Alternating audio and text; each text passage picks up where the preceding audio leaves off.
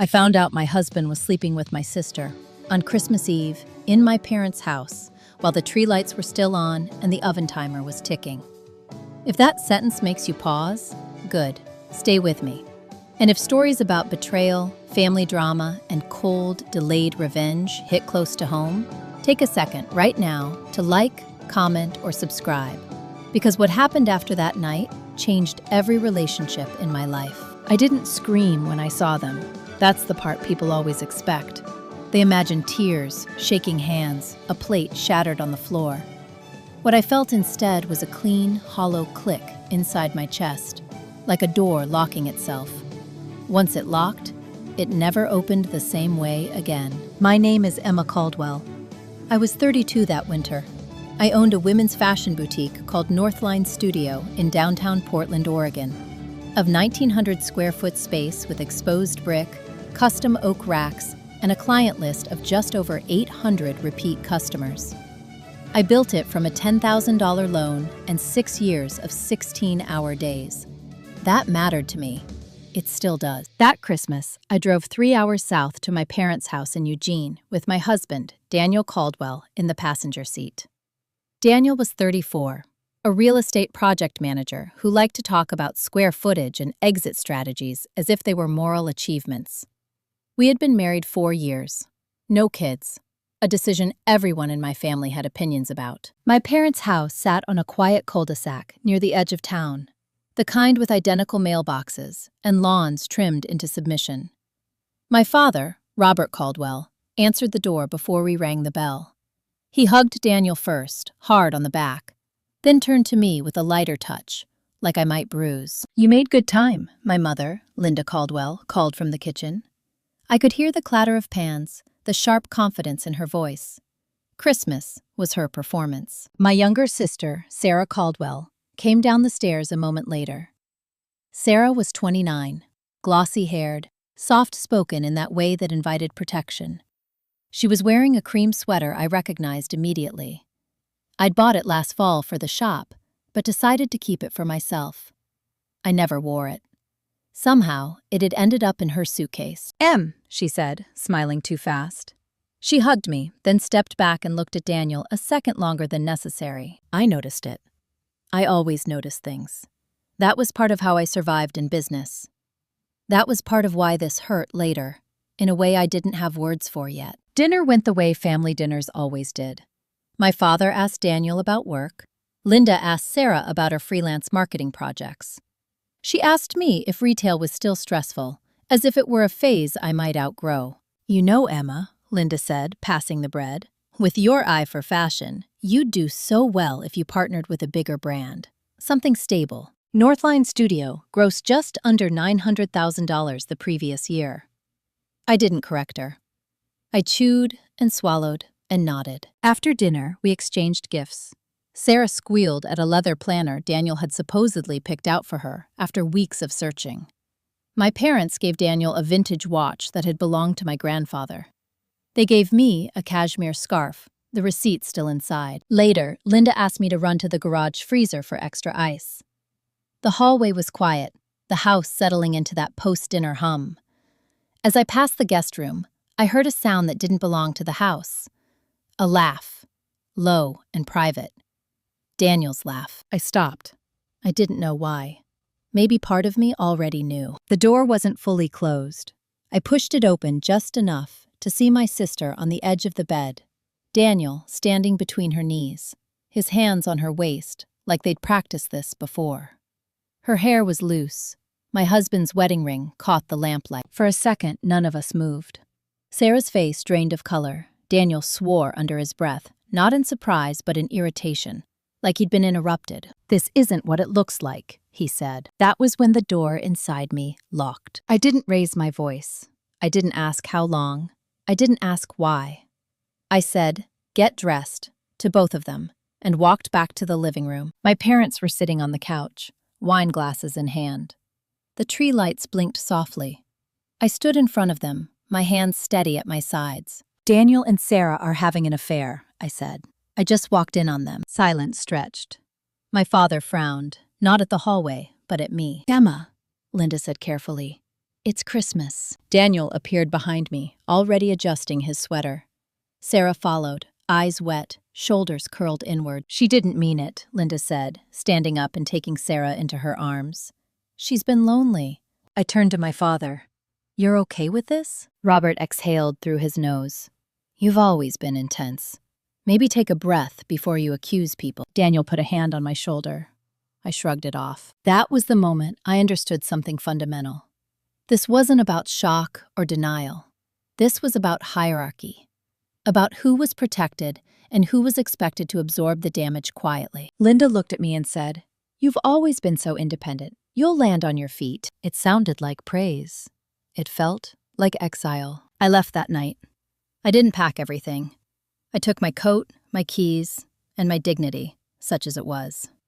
Daniel didn't follow me. My parents didn't call me back into the room. Driving north on Interstate 5 in the dark, I realized Christmas had just become the line between who I had been in that family and who I was about to become. What I didn't know yet was how far they were willing to go to keep pretending nothing had changed, and what it would cost them when I stopped pretending too. I spent Christmas morning alone in my apartment, the kind of quiet that presses against your ears. No carols, no group texts, no apology waiting on my phone. Just a single message from my mother, Linda Caldwell, sent at 8:12 a.m. Hope you got home safe. We'll talk when emotions settle. Emotions.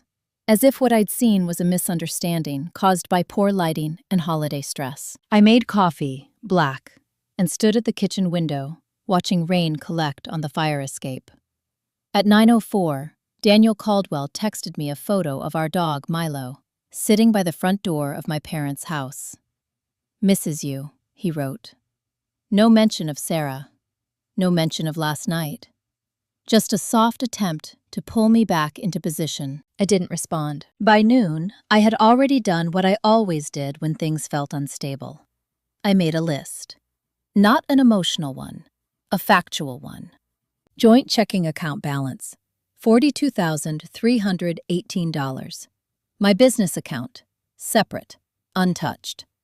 House deed, both our names. Mortgage, still 14 years left. Prenup, none. Daniel and I had talked about a prenup once, early on. He'd laughed, kissed my forehead, said, "We're not those people." I remembered that now, with surprising clarity. At 1:17 p.m., my sister, Sarah Caldwell, called. I watched the phone ring until it stopped. At 1:23, she texted, "I never meant to hurt you. Please don't do this on Christmas." Do what exactly? Refuse to swallow it quietly? At 2:40, Linda called again. I answered this time. "Emma," she said, her voice already tired. Like I was a long-running inconvenience. "We need to talk, like adults." "I told you the truth," I said. "What else is there?" Linda sighed. "Your father and I think you're reacting impulsively. Daniel made a mistake, Sarah made a mistake. That doesn't mean you blow up the family." I looked at my reflection in the darkened window. 32. Calm. Not shaking. "So what's the solution?" I asked. There was a pause. Just long enough to matter. "Maybe some space," she said. "From everyone. You've always been strong. Sarah needs support right now." I almost laughed. Not because it was funny, because it was exact. This was the same logic they'd used my entire life. When I was 12, and Sarah forgot her lines in the school play, my parents told me to step aside so she could shine. When I got a scholarship out of state, Linda asked if I could defer so Sarah wouldn't feel abandoned. When my boutique opened, they congratulated me by asking whether I'd finally consider something safer. Strength, in my family, had always been shorthand for expendable. "Don't call me again," I said, and hung up. The next few days unfolded with a strange efficiency. Daniel didn't come home. Instead, he emailed me a proposed schedule for talking things through with a couples counselor he'd already contacted. He CC'd his lawyer friend Mark Reynolds, as if to say he was being responsible. I forwarded the email to my attorney, a woman named Claire Whitman, who had helped me negotiate my commercial lease 2 years earlier. Her reply came 10 minutes later. "Come in tomorrow. Bring everything." On December 28th, I walked into Whitman & Lowe on Southwest Broadway with a banker's box under my arm. Claire poured me coffee and listened without interrupting as I laid out the facts. No tears, no adjectives. When I finished, she leaned back and said, "You're not crazy. You're just early." "Early for what?" I asked. "For seeing how this is going to play out." She explained the basics. Oregon's no-fault divorce laws, asset division, the house, Daniel's income versus mine, the absence of a prenup. She didn't sugarcoat anything. "Your family siding with him complicates the emotional side," she said, not the legal one. That was a relief I hadn't expected. 2 days later, Daniel showed up at my apartment unannounced. He had the decency to knock. "I just want to talk," he said when I opened the door. He looked tired, not guilty. Tired. I let him in. I didn't offer coffee. "Sarah is devastated," he started. I held up a hand. "Don't," he frowned. "You're being cold." "I'm being accurate," I said. "Why are you here?" He shifted his weight. "Your parents think we should work this out. For the family." There it was again. The family. An abstract thing that always seemed to require my silence to survive. "I've filed," I said. His eyes flicked to the counter, to my laptop, as if the word might be visible there. "Filed what?" "Divorce." The room changed temperature. He laughed once, sharp and disbelieving. "You can't be serious. Over one mistake?" I didn't correct him. I didn't explain that this wasn't about sex. It was about alignment. About watching the people closest to me decide in real time that my role was to endure. Daniel left 20 minutes later, slamming the door hard enough to rattle the frame. That night, Sarah posted a photo on Instagram from my parents' living room. The tree was still up. Daniel's watch was visible on the table. The caption read, "Family is everything." I screenshotted it. Not out of anger, out of instinct. What I didn't know yet was that this wasn't just a personal betrayal. It was about to turn into something public, something financial, something that would force everyone involved to choose sides in a way they couldn't walk back from. And once that happened, there would be no version of this story where I quietly disappeared. The first letter arrived on January 3rd, tucked between a wholesale invoice and a holiday return request. The envelope was thick, formal, addressed to Mrs. Emma Caldwell at my apartment. The return address belonged to a law firm in Eugene I recognized immediately, Patterson and Rowe, my parents' longtime attorneys. The same firm that had handled my grandmother's estate years ago. I didn't open it right away. I set it on my desk at Northline Studio and went back to adjusting a display mannequin, smoothing the sleeve of a wool coat that retailed for $600. My hands were steady. That surprised me. It shouldn't have, but it did. Business didn't pause just because my marriage collapsed. If anything, it intensified. The week after Christmas, foot traffic spiked. People came in desperate for normalcy, for something they could touch and buy and wrap around themselves. I sold 17 coats in 3 days. On Thursday alone, the register closed at $21,480. Numbers had always grounded me. People couldn't argue with them. They couldn't reinterpret them to suit a narrative. At 4:12 p.m., after the last customer left, I locked the door, flipped the sign to closed, and finally opened the envelope. It wasn't a threat. That would have been easier. It was a notice. The letter informed me that my parents, Robert and Linda Caldwell, had revised their estate plan the previous week. The update included a clarification regarding family-owned assets and future inheritance expectations. The relevant sentence was clean and devastating. Due to irreconcilable personal conduct inconsistent with family values, Emma Caldwell is no longer considered a beneficiary of the Caldwell Family Trust. I read it twice, then a third time, slower. There was no mention of Daniel, no mention of Sarah, no mention of adultery, just conduct, values, language polished to the point of cruelty. I sat down in my office chair and stared at the wall where I'd once pinned fabric swatches during the shop's first year. I thought of my grandmother, Helen Caldwell, who had left the bulk of her estate to my parents with the expectation it would eventually be split evenly between her granddaughters. I remembered her hands, always cold, always firm, slipping me $5 bills and saying, "Don't let anyone tell you what you're worth." Apparently, my parents had. At 6:30 p.m., my phone rang. Linda's name lit up the screen. "I got the letter," I said when I answered. She didn't pretend not to know what I meant. "We didn't want you to find out this way. You sent it this way." Linda inhaled sharply. "Emma, please understand. This isn't punishment. It's a boundary." I smiled, though she couldn't see it. "Funny. It feels like control. You've chosen a path that destabilizes the family," she said. "We have to think long-term." "Does Daniel destabilize the family?" I asked. Silence. Then, "This isn't about Daniel." Of course it was. Just not in the way she meant. "You're cutting me out because I won't forgive him," I said.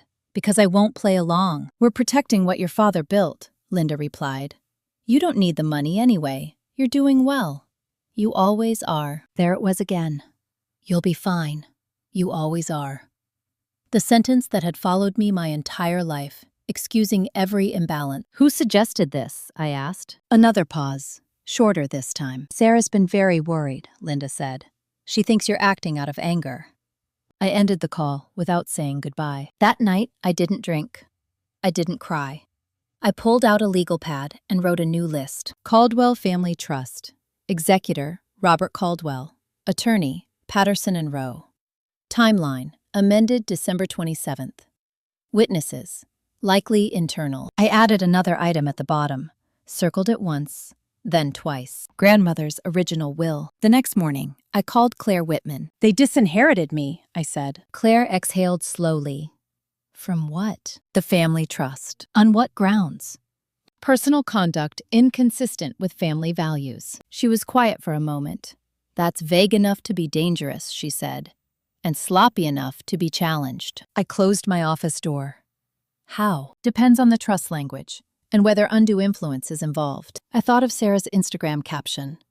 "Family is everything." "I want a copy of my grandmother's will," I said. "Then we start there." 2 days later, Daniel filed a response to my divorce petition. He wasn't contesting the divorce itself.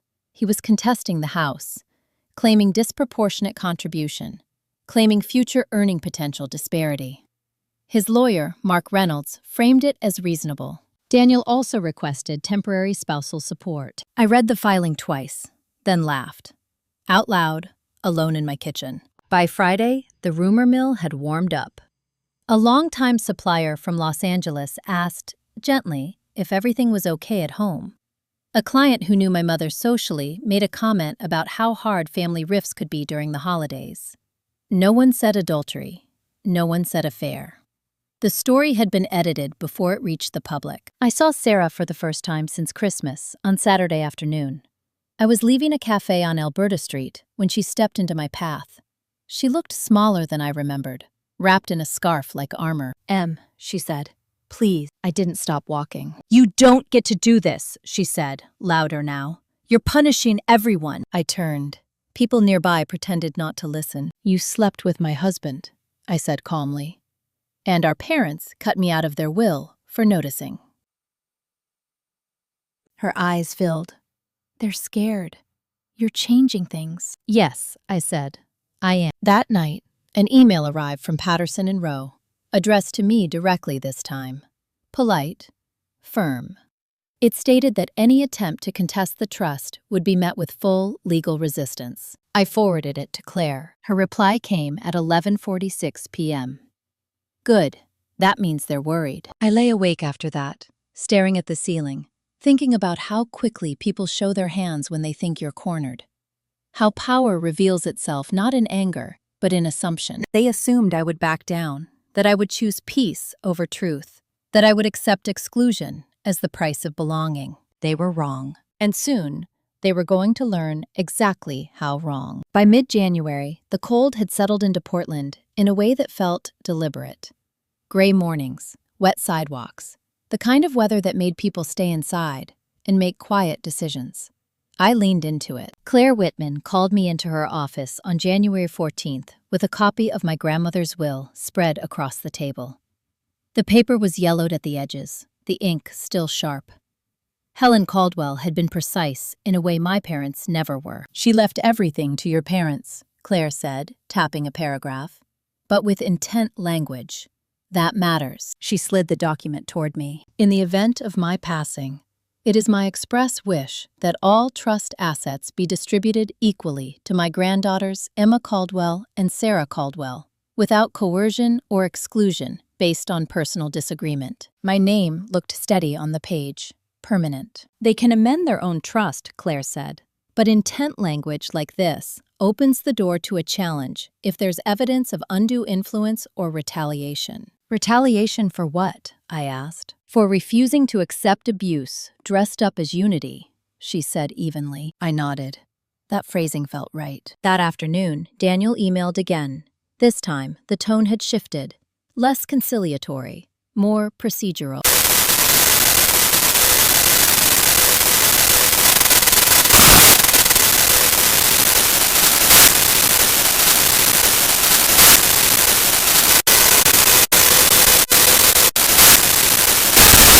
I forwarded it to Claire with a single line. No. At Northline Studio, I started noticing small changes. 2 longtime customers mentioned they'd seen my parents at a charity gala in Eugene the previous weekend. Linda had told one woman, with a sad tilt of her head, that I was going through something and had become unrecognizable. Unrecognizable. As if integrity were a symptom. I didn't respond publicly. Silence had weight if you let it. On January 22nd, I received a calendar invite I hadn't requested. Family meeting. Location, my parents' house. Attendees, Robert Caldwell, Linda Caldwell, Sarah Caldwell, Daniel Caldwell. No agenda. I declined it. 10 minutes later, my father called. He never called. That alone was a message. You're being stubborn, Robert said without greeting. This has gone far enough. Has it? I asked. You're embarrassing the family, he said, dragging lawyers into private matters. You disinherited me, I replied. That's not private. Robert's voice hardened. You're not entitled to anything. I know, I said. That's the difference between us. He hung up. 2 days later, Claire emailed me an update. Patterson and Rowe had quietly requested a sealed copy of Helen Caldwell's will from county records. They were checking my math. Good. That same evening, Daniel showed up again, this time at the shop. It was 6:45 p.m. The lights dimmed, the door locked. He knocked anyway, hard enough to startle my assistant, Mia Torres. I'll handle it, I told her. Daniel stood on the sidewalk, hands in his coat pockets, jaw tight. You're turning everyone against me, he said the moment I stepped outside. You did that yourself, I replied. He laughed, humorless. You're enjoying this. No, I said. I'm enduring it. He leaned closer. My lawyer says you're overplaying your hand. You think you're smarter than everyone. I looked at him carefully. This man had shared my bed for 4 years. I was surprised by how little I recognized him now. I think you underestimated me, I said. His eyes flicked away. That was the tell. The next morning, an envelope arrived at the shop. Inside was a notice from the bank handling the Caldwell Family Trust, informing me that my name had been formally removed as a contingent beneficiary, effective immediately. There it was. Official. Clean. Final. I called Claire. They moved fast, she said.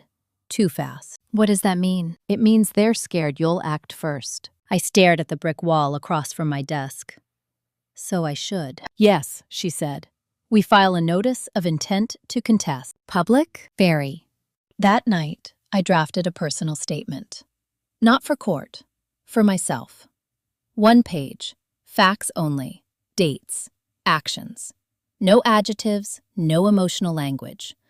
I needed to remember exactly how this happened, in case anyone tried to rewrite it later. On January 28th, I filed the notice. The reaction was immediate. Linda left me 3 voicemails in under an hour. Sarah sent a text that read, I don't recognize you anymore. Robert emailed Claire directly, accusing her of exploiting a family misunderstanding for profit. Claire forwarded it to me with a note. He's rattled. 2 days later, a local business journal ran a small piece about Northline Studios' upcoming expansion plans. I hadn't leaked it. Mia had mentioned it casually to a reporter friend. The article framed me as a rising retail founder, focused, disciplined, expanding despite personal challenges. My mother called that night, her voice sharp with something close to panic. You're making us look cruel, she said. I thought of Christmas Eve, of the guest room door, of the tree lights blinking softly, while my parents chose sides. "No," I said.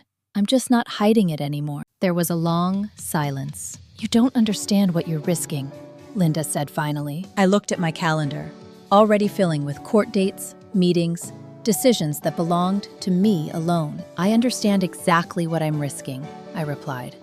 "I just decided it was worth it." When the call ended, I felt something shift. Not relief, not victory, clarity. They had built their power on my compliance, on the belief that I would always absorb the blow, smooth the edges, keep the peace. Now that belief was gone, and without it, everything they thought was solid was about to crack. The mediation was scheduled for February 6th, a Tuesday morning that arrived with freezing rain and the kind of gray sky that flattened everything beneath it. Daniel insisted on a neutral location, as if neutrality could undo what he'd done. We met in a conference room on the 12th floor of a downtown building that smelled faintly of burnt coffee and old carpet. Claire Whitman sat to my left, her legal pad already filled with neat handwriting. Across the table, Daniel sat beside Mark Reynolds, his lawyer, who kept glancing at his watch like he had somewhere better to be. My parents were not present. They'd declined the invitation, citing emotional strain. Sarah hadn't been invited at all. That absence said more than anything they could have argued. The mediator, a woman named Janice Holloway, introduced herself and laid out the rules. One person speaks at a time. Focus on resolution. Keep emotions in check. Daniel nodded like a student who thought he'd already passed the class. He spoke first, about shared memories, about how shocked he was by my reaction, about how one mistake had been turned into a legal battlefield. He said he still cared about me. He said the house was where his future should stay. I listened. I didn't interrupt. I noticed how often he used the word "we" when he meant me. When it was my turn, I didn't talk about betrayal. I talked about math. I explained how much I'd put into the down payment, how many mortgage payments I'd covered during the first 2 years, while Daniel found his footing. I referenced bank statements, dates, amounts. Mark Reynolds frowned. "That's not how marital assets work," he said. Claire smiled thinly. "It is when the documentation supports disproportionate contribution." Daniel shifted in his seat. Janice raised an eyebrow. Then Daniel's phone buzzed on the table. He glanced down. His face changed, just slightly. "Sorry," he said, silencing it. Claire leaned toward me and whispered, "That wasn't random." The mediation stalled. Offers were floated, rejected, adjusted, rejected again. At 11:38 a.m., Mark suggested a break. Daniel followed me into the hallway, his voice low. "You're making this harder than it needs to be." "I didn't make it hard," I said. "I made it real." He scoffed. "You think you're some kind of martyr." I looked at him. Really looked. The impatience, the entitlement. The way he still believed this was about my feelings, not his choices. "I think you're afraid," I said. His jaw tightened. "Of what?" "That this isn't going to end the way you planned." Back in the room, Janice cleared her throat. "Given the lack of progress, I'm going to recommend we adjourn." Daniel slammed his folder shut. "Fine." As he stood, his phone buzzed again. This time, he answered it without thinking. "What?" he snapped. Then, quieter. "No, I told you not to." He glanced at me, his face drained of color. "I'll call you back," he muttered, hanging up. Something had shifted. I didn't ask. I didn't need to. I filed it away. Outside, Claire and I stood under the building's awning, rain streaking the sidewalk. "That call," she said. "That was Sarah." I raised an eyebrow. "She's panicking," Claire continued. "Patterson and Rowe reached out to her yesterday. They're asking questions." "About what?" "About timing. Influence. Who suggested what and when?" The thought settled in my chest, heavy but steady. My parents' neat version of events was starting to fray. 2 days later, a letter arrived from the court regarding temporary orders. I was granted exclusive use of the house, pending further proceedings. Daniel was ordered to vacate within 72 hours. He did not take that well. On February 9th, he showed up at the shop again, this time during business hours. Customers froze mid-rack. Mia's eyes widened behind the counter. "You can't do this," Daniel said, loud enough to carry. "Leave," I said calmly. "You're humiliating me." I looked around at the women in the shop, pretending not to listen. Listening anyway. "You did that yourself," I said, my voice even. Please go. Security arrived before he could say anything else. As he was escorted out, I noticed something else. Sarah stood across the street, half hidden behind a parked car, her phone in her hand. She didn't wave. She didn't approach. She watched. That night, I received an email from Patterson and Rowe, CCing my parents. Subject: clarification request. They wanted a sworn statement from me regarding my grandmother's intent. Dates, conversations, anything that might establish a pattern. I forwarded it to Claire. Her reply was short. This is good. I slept deeply for the first time in weeks. The next morning, Linda Caldwell showed up at my apartment, unannounced. She looked smaller than I remembered. Her coat buttoned wrong, her hair hastily pulled back. She sat at my kitchen table like it still belonged to her. You're tearing the family apart, she said, not meeting my eyes. No, I replied. I'm refusing to hold it together by myself. She pressed her lips together. Your father is furious. He says you've crossed a line. I poured myself coffee. He drew the line when he chose them. Linda's eyes flicked up. Them? Daniel and Sarah, I said. Let's not pretend. Her shoulders sagged, just a fraction. Sarah is fragile. I was married, I said. We all have our breaking points. She looked at me then, really looked, and something in her expression shifted. Not remorse, calculation. You're going to lose everything if you keep this up, she said quietly. I took a sip of coffee. Then why are you here? She didn't answer. Instead, she stood, smoothed her coat, and said, You don't know everything. When she left, I stood at the window watching her walk to her car, that sentence echoing in my mind. You don't know everything. For the first time since Christmas Eve, I wondered if that was a warning or a confession. Either way, I was about to find out. Linda's words followed me longer than they should have. You don't know everything. For 2 days, I tried to ignore it. I focused on the shop, on spring inventory arriving late, on a staff schedule that needed adjusting. I met with a contractor about the potential expansion space 2 blocks over. I did all the things a composed woman does when she refuses to unravel in public. But at night, the sentence crept back in. On Thursday morning, Claire Whitman called before I'd finished my first cup of coffee. I got something, she said. It's not from Patterson and Rowe. It's from the county clerk. I sat down at the kitchen table. About the trust? About a property transfer, she said. December 19th, 5 days before Christmas. I closed my eyes.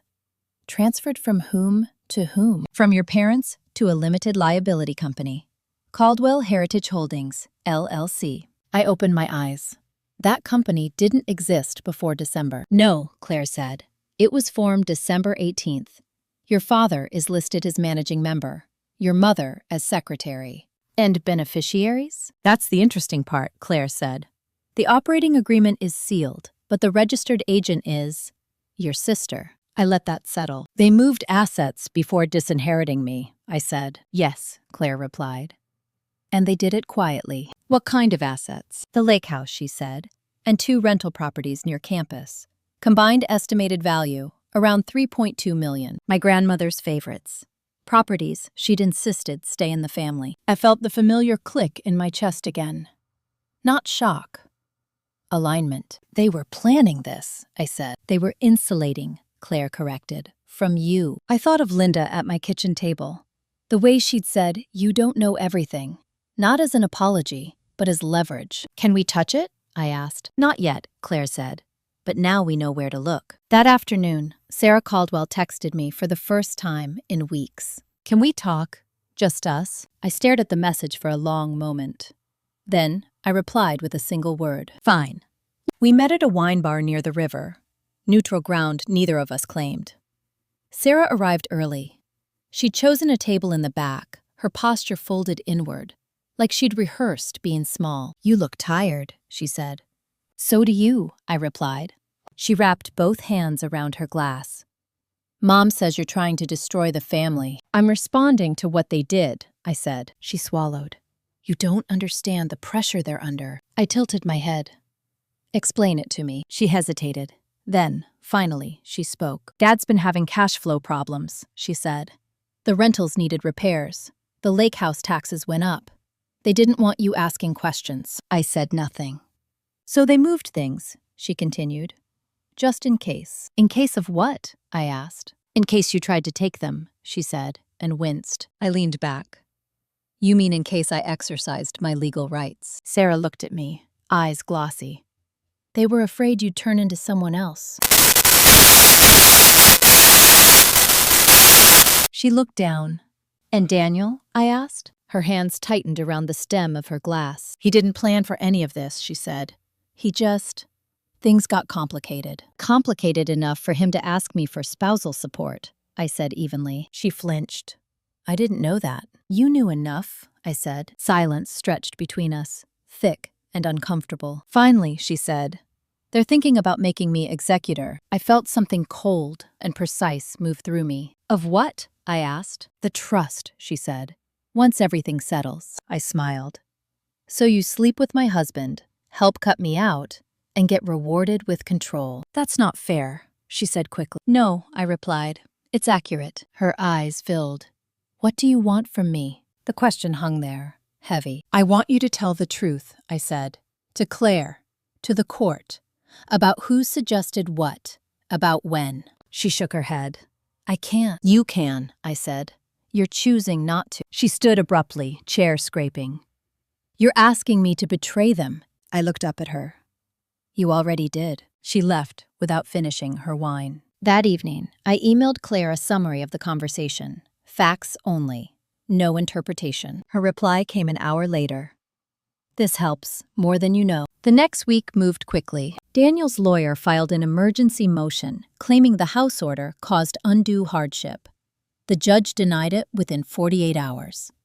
Daniel sent me a furious email, accusing me of ruining his life. I didn't respond. Patterson and Rowe scheduled depositions. Linda went first. According to the transcript Claire shared with me later, my mother cried. She spoke about family unity, about misunderstanding, about how she'd only ever wanted peace. When asked about the timing of the LLC formation, she claimed she couldn't remember. When asked who suggested it, she said, I think Robert did. Robert went next. He was sharper, angrier. He denied retaliation, denied favoritism, denied any knowledge of impropriety. Then came the question about intent. Did your daughter, Emma Caldwell, ever express interest in contesting the trust before December 27th? The attorney asked. No, Robert said. And when did you decide to amend the trust? After Christmas, he replied. Claire paused the playback. He's lying, she said calmly. How can you tell? I asked. She rewound 10 seconds, played it again. The LLC was formed December 18th, she said. You can't prepare for something you didn't anticipate. I exhaled slowly. Sarah's deposition is next week, Claire continued. That's where this breaks. I thought of Sarah's face at the wine bar, of her shaking hands. She won't hold, I said. No, Claire agreed. People rarely do when the story isn't theirs. That night, I walked through my house alone. The house Daniel wanted so badly. The one my parents thought they could leverage. I touched the banister, the kitchen counter, the places where I'd learned slowly what it meant to build something and have it threatened. You don't know everything, Linda had said. She was right. But I was learning. And once the truth surfaced, there would be no way to tuck it back into silence. Sarah's deposition was scheduled for a Wednesday morning at 9 a.m. Claire told me not to attend. Not because I wasn't allowed, but because she wanted me emotionally clean if things went sideways. Let her talk without you in the room, Claire said. Truth surfaces faster that way. I trusted her. That didn't mean I wasn't counting the minutes. I opened the shop late that day, posted a handwritten sign on the door, and sat in my office with my phone face down on the desk. I tried to review invoices. I tried to answer emails. I failed at both. At 10:47 a.m., my phone buzzed. Claire. It started. I stood up and paced the narrow space between my desk and the wall. I thought about Sarah as a child, the way she used to look at me when our parents weren't watching. Half admiration, half relief that I'd go first. At 11:12, another message. Claire. She's contradicting herself. I closed my eyes. The deposition lasted nearly 3 hours. When it ended, Claire didn't call immediately. That was never a good sign. She finally rang at 2:36 p.m. "Sit down," she said. "I am," I lied, lowering myself into the chair. Sarah had started composed. Calm voice, careful answers. She claimed she had no involvement in the trust changes, no knowledge of the LLC beyond helping with paperwork, no influence over my parents' decisions. Then came the emails. Patterson and Rowe had subpoenaed Sarah's personal Gmail account. There were messages from early December. Threads titled Planning and Next Steps. Sarah to Robert, Sarah to Linda, Sarah to Daniel. In one email, dated December 15th, Sarah wrote, "If Emma pushes back, the trust language needs to be airtight. She'll try to use Grandma." Another, 2 days later. "I'll handle the LLC setup. It's better if my name is attached than Emma's." And the last one, sent Christmas morning at 6:03 a.m. "She doesn't know yet. We have time." Sarah denied writing them. "They pulled the metadata," Claire said. IP address matched her apartment. Device matched her laptop. "Silence filled my office." "She broke," Claire continued. "Not all at once. Slowly. She admitted she suggested the LLC. Admitted she raised concerns about you contesting. Admitted she advised them to move assets." I leaned forward, elbows on my knees. "What about Daniel?" I asked. Claire exhaled. "That part surprised me." Sarah admitted Daniel knew about the trust changes before Christmas. Not the details, but the intent. He knew your parents were insulating assets. He knew you were being positioned as unstable. The room felt very still. "So he wasn't just cheating," I said. "He was collaborating." "Yes," Claire replied. "And that matters." After we hung up, I sat there for a long time. No anger, no rush of triumph.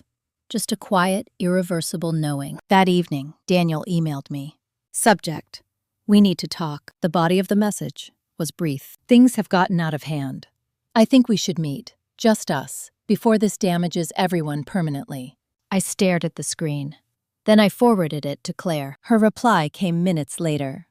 "Do not meet him alone." Instead, I did something else. I responded with a single sentence. "You can communicate through counsel." 10 minutes later, my phone rang. Daniel's name. I didn't answer. At 9:14 p.m., Linda Caldwell sent me a text. "We need to fix this before it becomes public." I read it twice. Then I set the phone down, because it already was public. They just hadn't realized it yet. The next day, Claire filed an amended motion alleging undue influence, asset concealment, and retaliatory disinheritance. Attached were excerpts from Sarah's deposition, redacted but unmistakable. The filing hit the court docket at 3:02 p.m. By 5:30, my mother called again. This time, she didn't accuse. She begged. "Emma," Linda said, her voice thin, "your father is not well." "I'm not doing this to him," I replied. "He did it to himself." "We can put things back," she said. "We can amend the trust again. Make it even." "You already showed me who you are," I said. "That doesn't reset." She cried then. Real tears, I think. Or maybe just fear. "You're going to destroy your sister," she whispered. I closed my eyes. She made her choices. After the call, I walked through the shop, turning off lights, straightening racks that didn't need it. I paused in front of a mirror near the fitting rooms. I looked like myself. Tired, focused, unapologetic. That weekend, the local business journal ran a follow-up piece. This time, it mentioned my legal battle in neutral terms. Family trust dispute. Retail founder asserts rights. No names beyond mine. But Eugene is a small town. Names travel without ink. On Sunday afternoon, I received an email from an unfamiliar address. It was from a woman named Margaret Lewis. She wrote, "I was friends with your grandmother. She would be proud of you.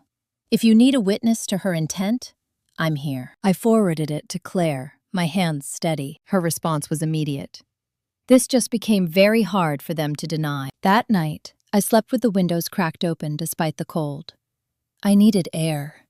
I needed to remember that the world was larger than one family's version of events. They had built a story where I was the problem. Now, the story was cracking. And the sound it made was unmistakable. The emergency hearing was set for the following Friday at 9:30 a.m., Lane County Circuit Court.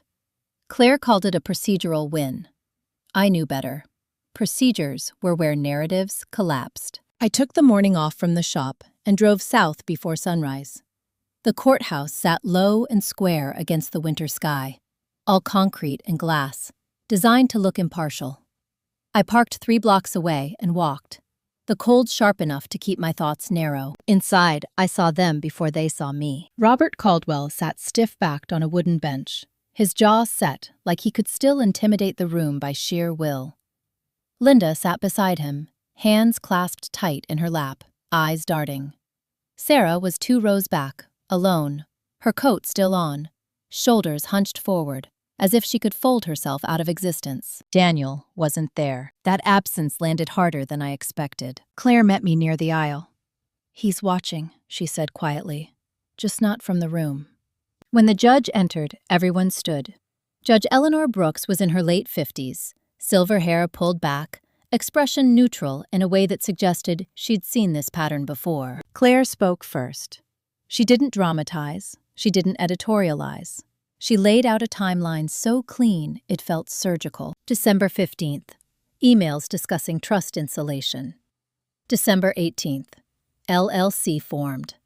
December 19th, properties transferred. December 24th, marital betrayal discovered. December 27th, trust amended.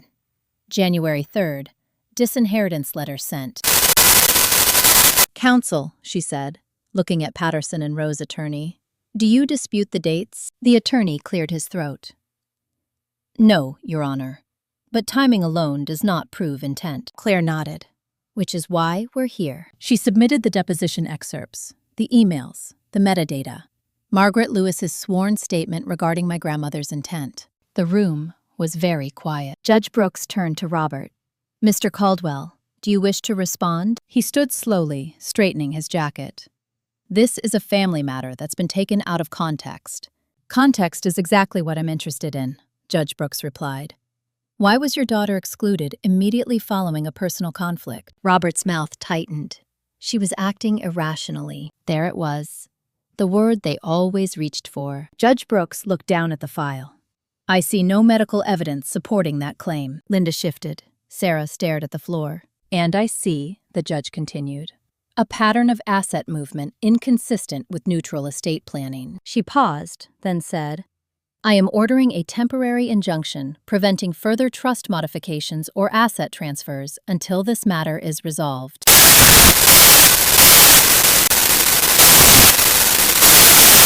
Judge Brooks wasn't done. "I am also appointing a neutral trustee pending review." The attorney from Patterson and Rowe stood. "Your Honor." "Sit down," Judge Brooks said calmly. "This court does not reward retaliation." The gavel struck once. Outside, the air felt different, lighter. Not because I'd won anything final, but because something irreversible had shifted. Sarah approached me near the steps, her eyes red-rimmed. "I didn't think it would go this far," she said. "I did," I replied. She swallowed. "They're furious." I nodded. "They should be." She hesitated. "Daniel knows." I met her gaze. I assumed. "He's scared," she added. "He thinks this will spill into his case." "It already has," I said. She looked like she wanted to say more, but the words didn't come.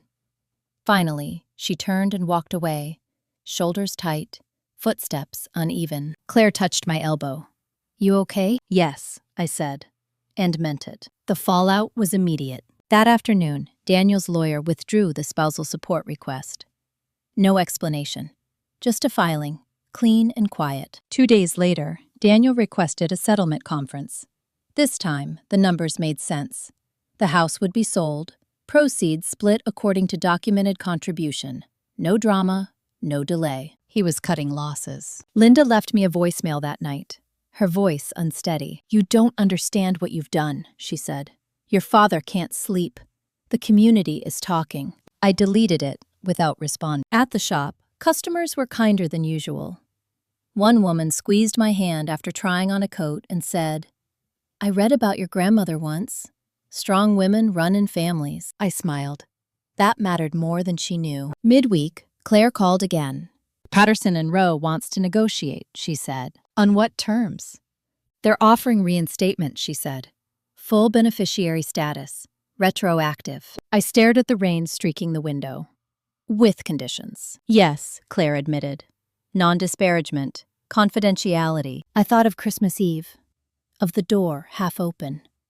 of silence chosen over truth. No, I said. Claire paused. Are you sure? Yes, I said.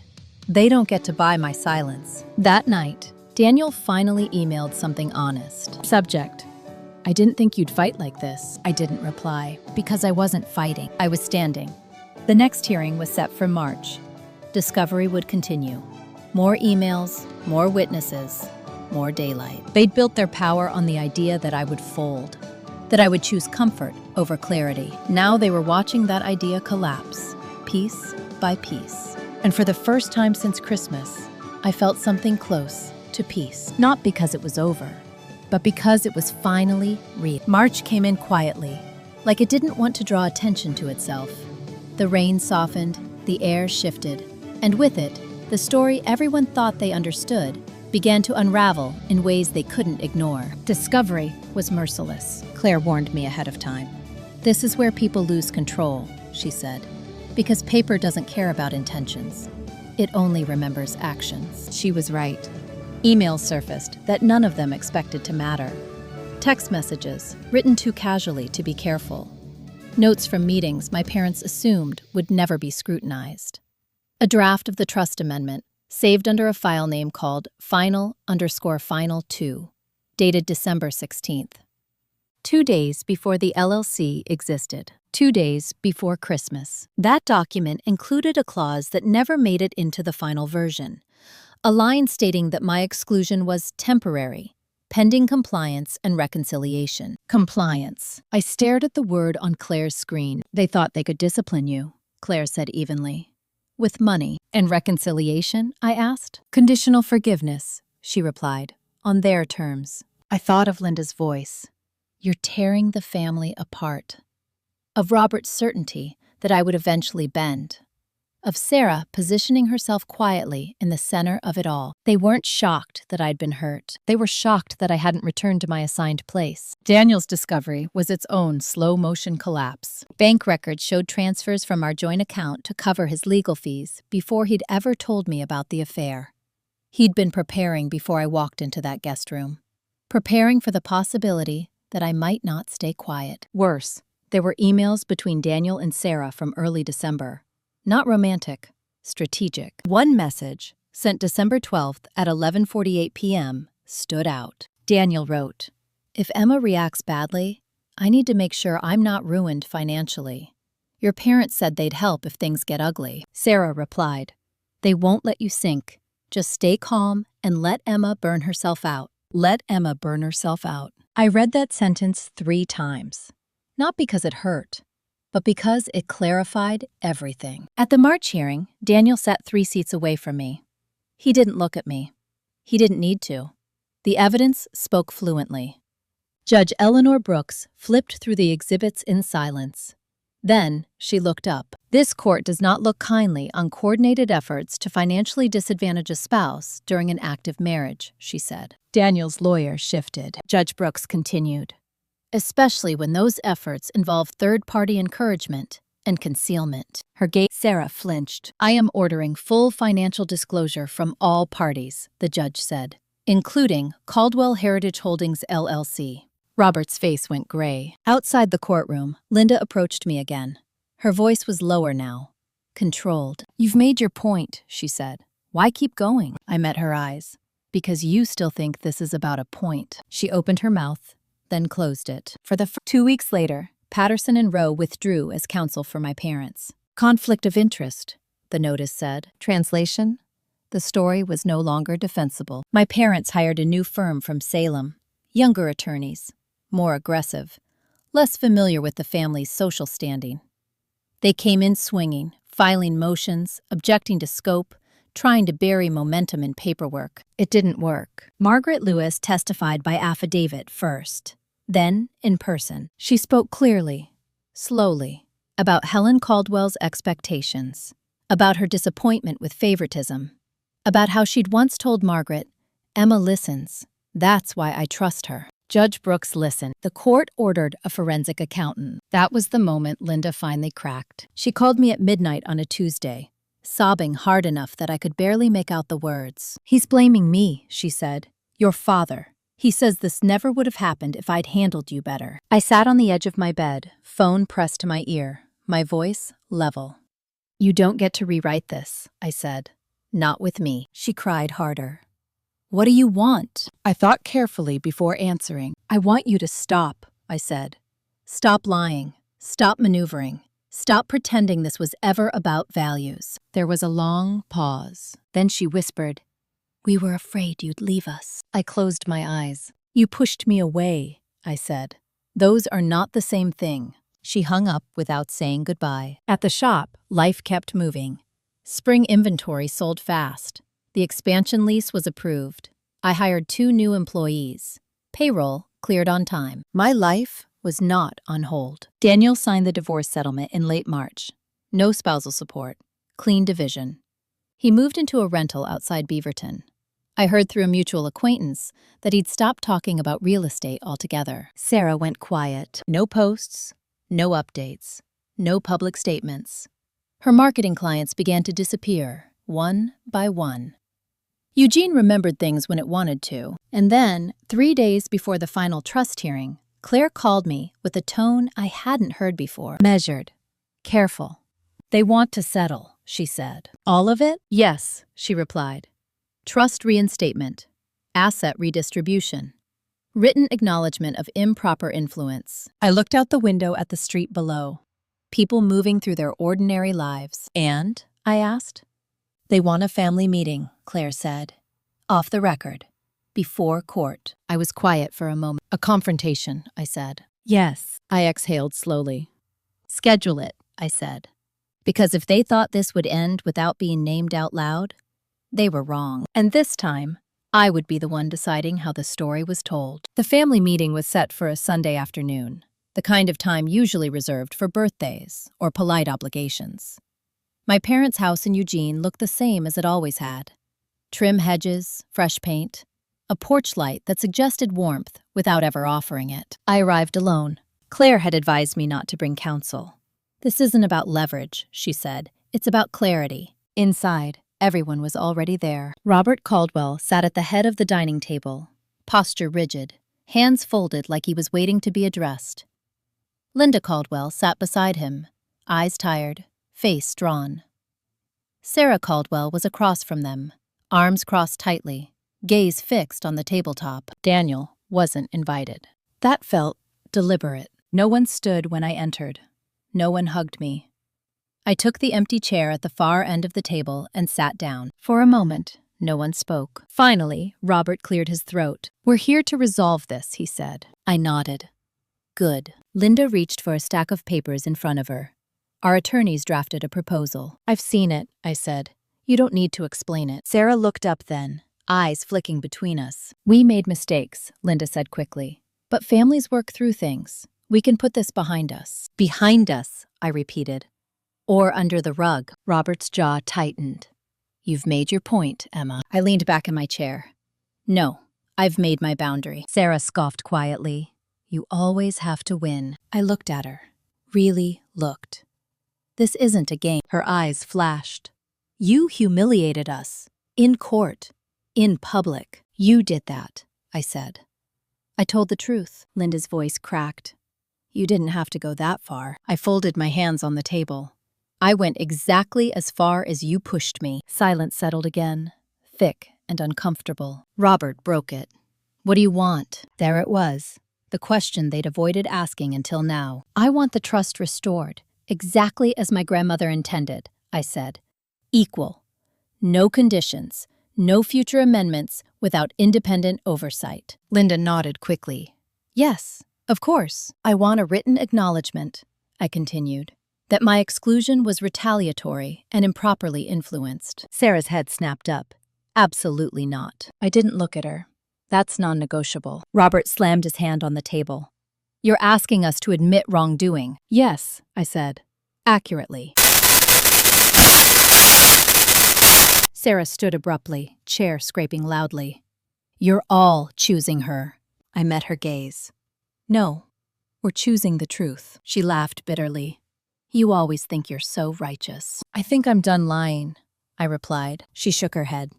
I did what I had to do. So did I I said. Sarah grabbed her coat and walked out without another word. Linda covered her mouth with her hand. Robert stared at the table. I waited. Finally, Robert said, quietly, "If we agree to this, will you stop?" I tilted my head. Stop what? The hearings, the filings, the exposure. I considered him. This man who had taught me to ride a bike, who had taught me that fairness mattered until it didn't serve him. I will stop pursuing damages, I said. I will not stop telling the truth if asked. He nodded once. That will have to be enough. Linda slid the papers toward me, hands trembling. We'll sign. I didn't take them yet. One more thing, I said. They both looked at me. I will not attend family holidays for the foreseeable future, I said. No Christmas. No birthdays. No pretending. Linda's eyes filled with tears. You're cutting us off. No, I said gently. I'm stepping back. There was a difference. I needed them to understand that. Robert signed first. His signature was shaky. Linda signed next, wiping her eyes. I stood then. We're done here. As I walked to the door, Linda said my name. I turned. I never meant to hurt you, she said. I believed she believed that. I know, I replied. That doesn't change what you did. Outside, the air was cool and clean. I took a deep breath before getting into my car. That meeting didn't heal anything, but it closed something. And for the first time since Christmas, I felt the weight lift from my chest. Not because justice was complete, but because my silence was. The final hearing was 2 weeks away, and this time, I would walk into it with nothing left to defend. The family meeting was set for a Sunday afternoon, the kind of time usually reserved for birthdays or polite obligations. My parents' house in Eugene looked the same as it always had. Trim hedges, fresh paint, a porch light that suggested warmth without ever offering it. Claire had advised me not to bring counsel. This isn't about leverage, she said. It's about clarity. Inside, everyone was already there. Robert Caldwell sat at the head of the dining table, posture rigid, hands folded like he was waiting to be addressed. Linda Caldwell sat beside him, eyes tired, face drawn. Sarah Caldwell was across from them, arms crossed tightly, gaze fixed on the tabletop. Daniel wasn't invited. That felt deliberate. No one stood when I entered. No one hugged me. I took the empty chair at the far end of the table and sat down. For a moment, no one spoke. Finally, Robert cleared his throat. We're here to resolve this, he said. I nodded. Good. Linda reached for a stack of papers in front of her. Our attorneys drafted a proposal. I've seen it, I said. You don't need to explain it. Sarah looked up then, eyes flicking between us. We made mistakes, Linda said quickly. But families work through things. We can put this behind us. Behind us, I repeated.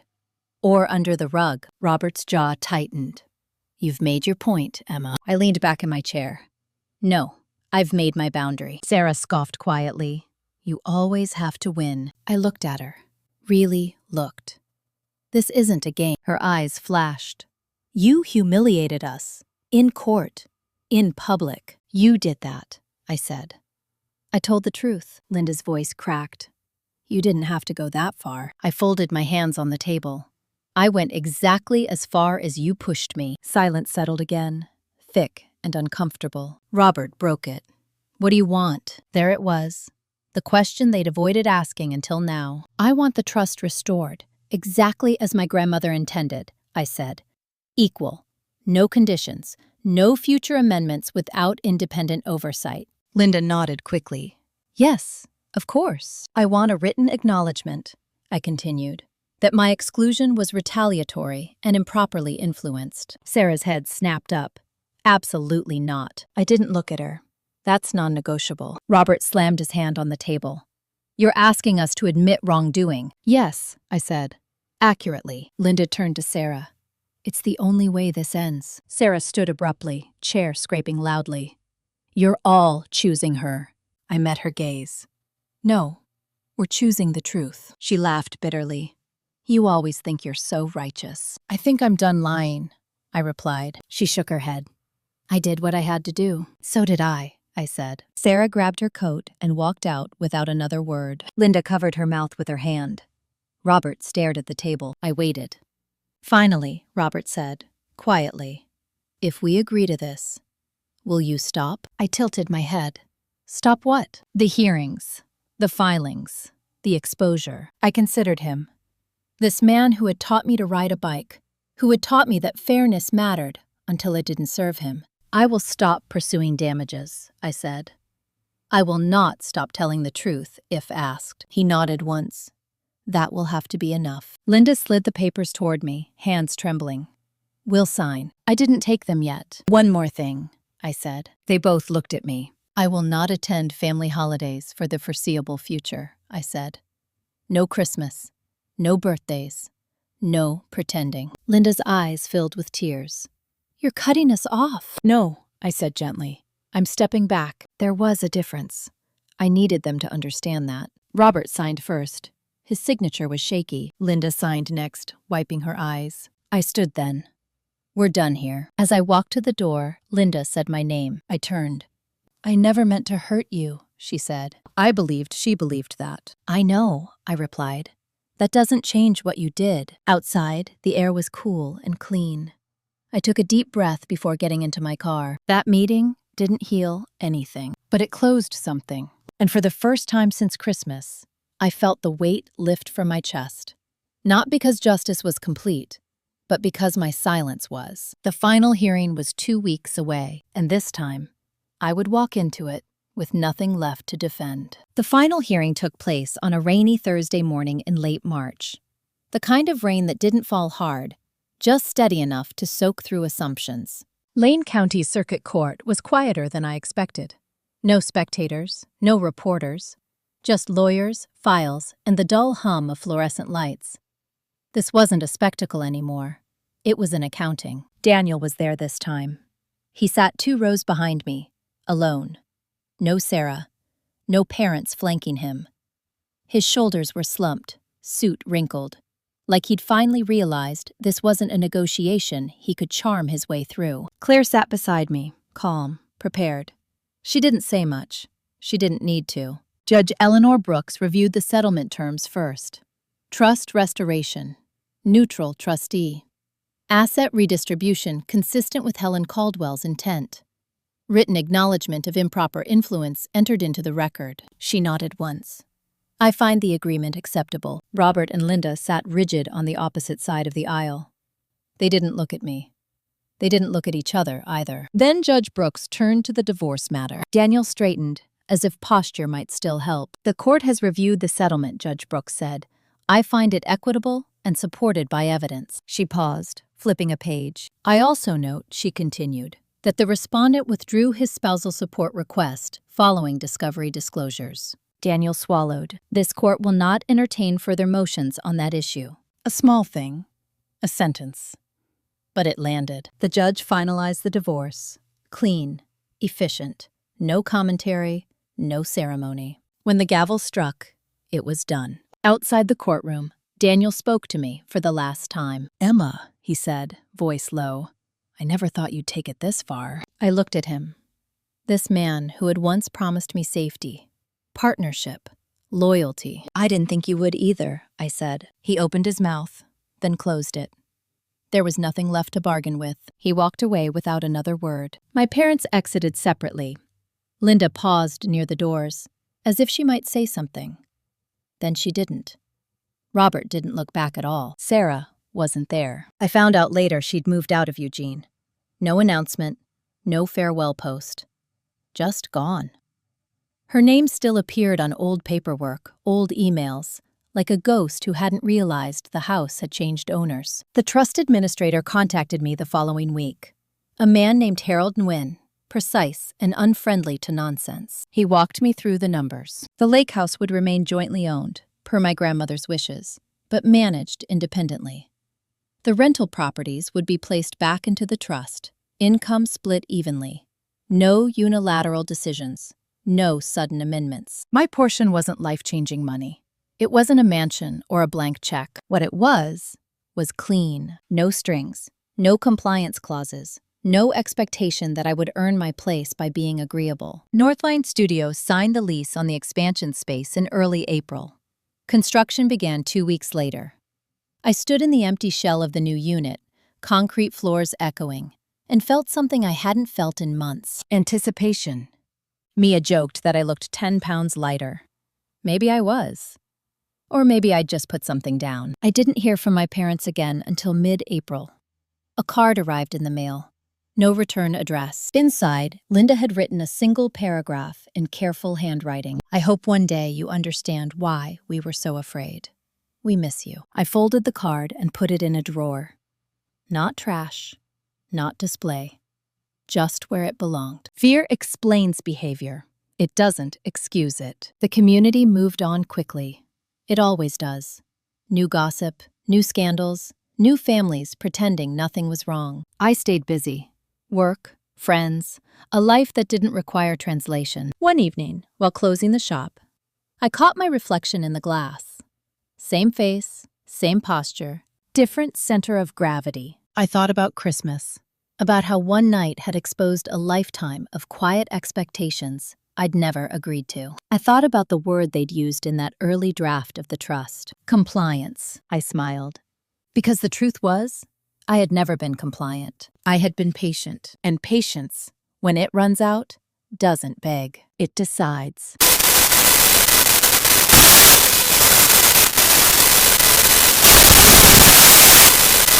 I read the word twice. Free. Not from consequences, not from memory, but from the obligation to make myself smaller so others could feel secure. That night, I slept with the windows open again. The rain had stopped. The city sounded like itself, and for the first time since Christmas, the future didn't feel like something I had to defend against. It felt like something I could choose. What I didn't know yet was how often people would ask me why I didn't just forgive and forget, or how easily I would answer them. People still ask me about it. Not directly, most of the time. They circle the edges of the story, lowering their voices, testing the ground. They ask how my parents are doing, if I've seen my sister lately, if the divorce was as difficult as it sounded. They almost never ask the real question. I used to think forgiveness was something you owed people once they said the right words. Now I understand it's something you give yourself when you stop accepting harm as the price of belonging. Northline Studio opened the expansion in May. We didn't throw a party, no ribbon cutting, just unlock the doors and let people walk in. The new space doubled our square footage, added a private fitting lounge, a small design office in the back where I could close the door and think. On opening day, we did $38,400 in sales. I remember the number because it felt symbolic, not victory, momentum. The trust administration settled into routine, quarterly statements, transparent accounting, no surprises. My name appeared where it was supposed to, not as leverage, not as a reward, just as fact. I saw my parents once that summer. We ran into each other at a farmer's market outside Eugene. Linda froze when she saw me. Robert hesitated, then nodded once. Polite, distant, like people who finally understood the cost of assumptions. We didn't speak.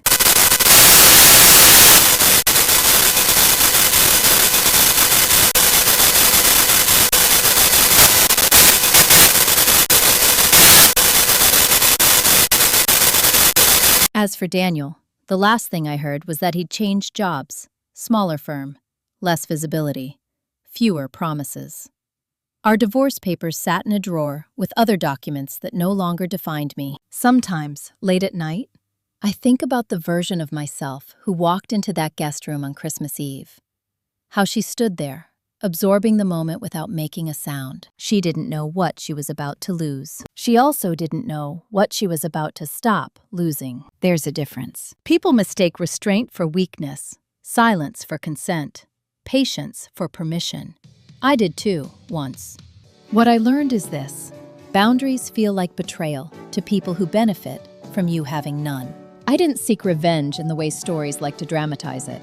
There were no speeches, no public takedowns, no celebrations at someone else's fall.